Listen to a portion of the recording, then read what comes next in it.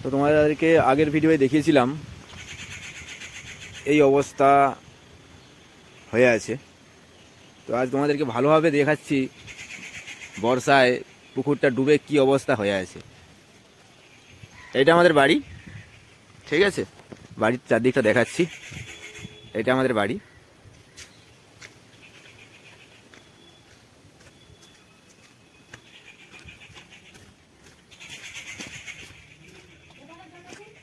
এইটা আমাদের বাড়ি। এইটা আমাদের বাড়ির আগের সাইডে একটা পুকুর, যার বন্যাতে জল এতটা চলে এসেছিল, এতটা এতটা যে দেখা যাচ্ছে, ঘাসগুলো দেখা যাচ্ছে, এতটা জল চলে এসেছিল, ঠিক আছে। এটা আমাদের আগের দিকের পুকুরের অবস্থা।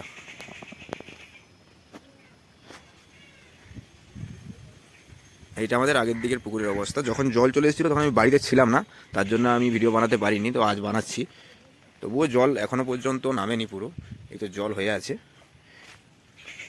এইটা আমার সাইডের আরেকজনের বাড়ি।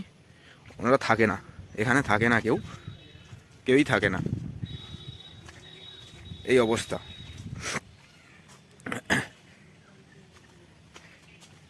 এটা আগের দিকের পুকুর।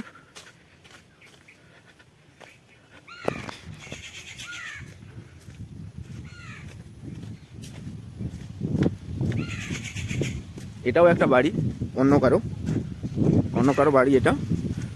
ওরাও থাকে না এখানে, ওরাও ছেড়ে চলে গেছে। শুধু সাপ আর ভূতের বাসা এখানেই থাকে, যত বিষাক্ত বিষাক্ত সাপ। এটা আমাদের রাস্তা, কিভাবে যাব? এইখানে প্রায় 1 কোমর জল, 1 কোমর মতো জল। এটা রাস্তা, এইদিকেও রাস্তা, এইদিকেও রাস্তা দেখাচ্ছি। প্রায় 1 কোমর জল এখানে। এই অবস্থা হয়ে আছে রাস্তার। এটা রাস্তা, পুকুর পাড়ের রাস্তা। এটা 1 কোমর জল হয়ে আছে। আজ 10 বছর 12 বছর ধরে এভাবেই আমাদেরকে জল, বর্ষাকালে জল পেরিয়ে পেরিয়ে যেতে হয়। 1 কোমর জল, যাওয়ার কোনো অপশানই নেই। এই অবস্থা হয়ে আছে। এটা পুরোটাই রাস্তা, এটা পুরোটাই রাস্তা। দেখে নাও এই রাস্তার অবস্থা। মাননীয় মুখ্যমন্ত্রী, মাননীয় এমএলএ মহাশয়, সবার কাছে বিনীত আবেদন, আপনারা ভিডিওটা দেখুন। আগের ভিডিওটাও আপনারা দেখুন, এই ভিডিওটাও দেখুন। এই তো আমাদের রাস্তা, এই দেখুন, এটা পুরো রাস্তা। এই রাস্তাটার এই অবস্থা হয়ে আছে। প্রায় 1 কোমর মতো জল হবে রাস্তায়। আমাদের কিছু করার নেই বলে এইখানে এই বাড়িটার এই যে গেট কেটে, ওনাদেরকে অনুরোধ করে গেটটা কেটে রাস্তা বের করা হয়েছে। এই দেখুন, গেট কাটা হয়েছে এইখানে। ওনাদের বাড়ির ভেতর দিয়ে রাস্তা করে যাওয়া হচ্ছে, দেখুন। তাই এটা দিয়ে যাচ্ছি। এই অবস্থা, এই রাস্তার এই অবস্থা।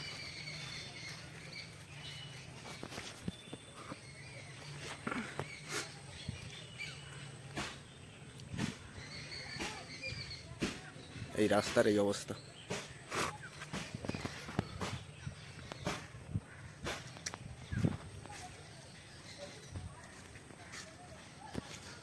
রাতের অন্ধকারে, একদম অন্ধকার, প্রচুর পরিমাণে সাপের উপদ্রব, প্রচুর পরিমাণে, প্রচুর বড় বড় বিষাক্ত সাপ এইসব জায়গায় ঘুরে বেড়ায়। এইরকম জঙ্গল দিয়ে আমাদেরকে বর্তমানে হাঁটতে হচ্ছে। প্রচুর বড় বড় সাপ আছে। রাতের অন্ধকারে কখন কোথায় কি হয়ে যাবে কোনো ঠিক নেই। যদি কাউকে সাপে কামড়ে দেয়, একটা অ্যাম্বুলেন্স কি একটা সাইকেলও আসতে পারবে না, এমন অবস্থা। দেখালাম আপনাদেরকে ভিডিও, আর ওইদিকে ভিডিওটা আমি দেখাচ্ছি। ওই যে ক্যাচরা ফেলে রাখতো, ওইদিকে ভিডিওটা আমি যাওয়ার সময় দেখাচ্ছি। আগে এই রাস্তাটা দুই দিকে বেড়া ঘেরা থাকতো, মাঝখানে রাস্তা থাকতো। এখন রাস্তার সাইডেই বাড়ি তুলে নিয়েছে, পার্সোনালভাবে ঢালাই করে নিয়েছে, ঠিক আছে। এখন এইখানে যত মল মূত্র সব এইখানেই সব পরিষ্কার ধোয়াধুয়ি করে, প্লাস এইখানে সব মুরগির যত নোংরা সব এইখানেই ফেলায়, ঠিক আছে। এই দেখুন মুরগির পালক এখনও আছে, এখনও পালক ভেসে আছে। এই রিসেন্টলি পরিষ্কার করে গিয়েছে হয়তো কিছু একটা, ঠিক আছে। এই যত এখানে ক্যাচরা, এই দেখুন আগের দিকে যত অপরিষ্কার জিনিস, প্রচুর পরিমাণে নোংরা করে রেখেছে, প্রচুর। এটা দিয়েই বাড়ি যেতে হচ্ছে এখন, এটা দিয়ে তো উপায় নেই যাওয়ার, রাস্তা দিয়ে উপায় নেই। এই যে জেঠু বাড়িটাতেই ওদের গেট খুলে বাড়ি যেতে হচ্ছে, প্রচুর অসুবিধা।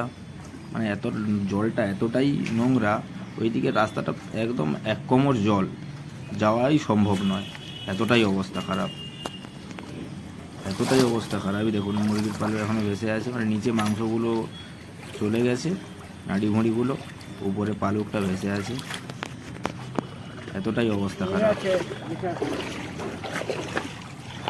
রাতের অন্ধকারে এগুলোই সাপ বসে থাকে, পায়ে জড়িয়ে ধরে। ওই ঢ্যামনা সাপগুলো আছে,